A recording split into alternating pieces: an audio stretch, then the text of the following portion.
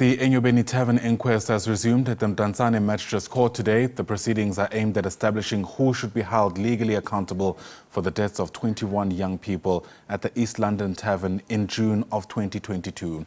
Watching developments for us is SABC News reporter Sidima Mfeku, who joins us now from the Mdantsane Magistrates Court. And Sidima, it's been more than 3 years since this tragedy took place. So much has been said in public, but of course, very little accountability, at least according to the parents, has come to light.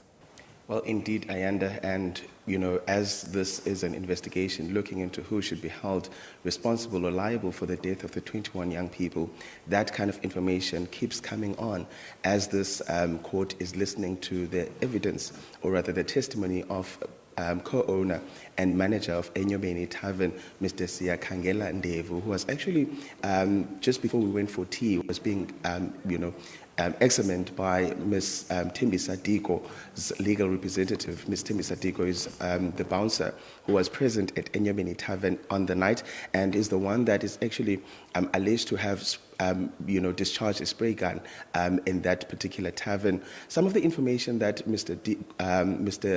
Ndevu was speaking about is that, he was maintaining that what has happened at Enyobeni Tavern is something that happened only after the young people had come from a Penstown party and they had forced entry at his establishment.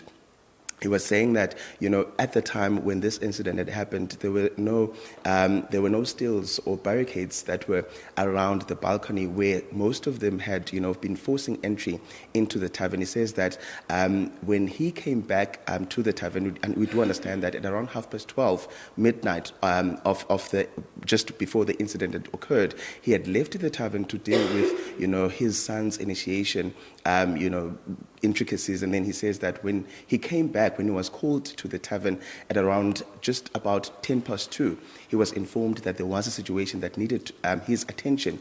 And he says when he arrived there, he was, met with an incident that was beyond what was explained to him on the phone. He says he was not expecting to see the number of children that were at Enyobeni on the day. He was not expecting to see that kind of a situation. He says that even though he tried to assist those who were trying to, push back the children who were forcing entry at the tavern, he says he decided to go and call on the police, and so that they can come and assist him in dealing with that situation. But we also do understand that, he says that he never got to see Ms. Thembi Sadiko when he arrived at around 2:30 at the tavern. He says that even though Thembi Sadiko had said in court that she is the one that told Mr. Ndevu that they needed more manpower to deal with the situation, and she says that the gesture that Mr. Ndevu made to her, he just threw his hands up in the sky, as so say to express that he has no solution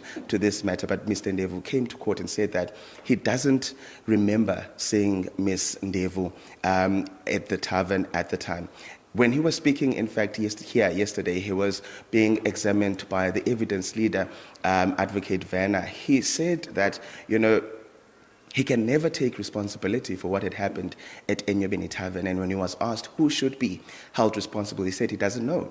And in fact, the main reason why that incident had happened at his tavern, it's not because he didn't have safety measures. It's simply because those young people chose to force entry at Enyobeni Tavern on the night. We're still listening to his evidence, and the court is expected to resume again at 11:30.